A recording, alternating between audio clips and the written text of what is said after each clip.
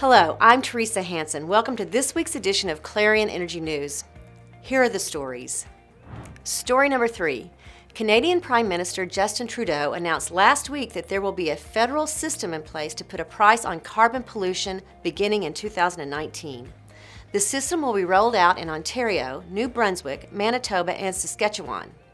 The federal carbon pollution pricing system has two components, a fuel charge and an output-based pricing system for emission-intensive, trade-exposed industries, including power generation. This pricing system will take effect January 1, 2019, and the fuel charge will take effect in April 2019. In his statement, Trudeau said a price on carbon pollution gives people an incentive to make cleaner choices, and it gives businesses incentives to find clean solutions. Story number 2. The Independent Interstate Renewable Energy Council, known as IREC, recently released grades for renewable energy programs in 20 U.S. states. About half the programs were graded in the C range, which, according to IREC, means the programs lack the key components necessary for successful market deployment. Nearly 30% of the programs received B grades, which means these states have room for improvement, but the programs reflect many best practices and offer solid foundations. While there were a few programs that received D grades, about 12% of the programs were graded as A programs. These states with A grades were Minnesota and New York.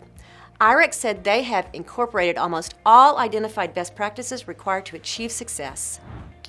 Story number 1. A new report from the U.S. Energy Information Administration reveals that the total amount of water used to create steam and cool power generation plants has declined 14% over the past 3 years. EIA data shows that the amount fell from 62.3 trillion gallons in 2014 to 53.2 trillion gallons in 2017. The water intensity of U.S. power generation dropped from an average of 15.2 to 13.2 gallons per kilowatt hour.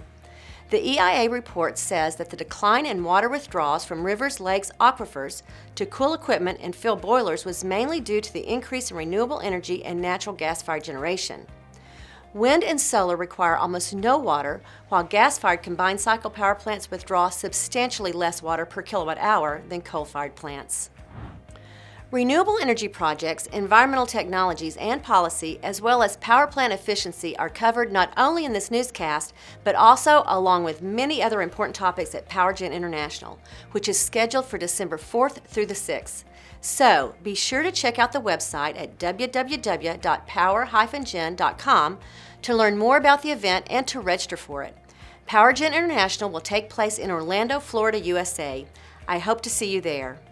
I'm Teresa Hansen. Thanks for watching this edition of Energy News.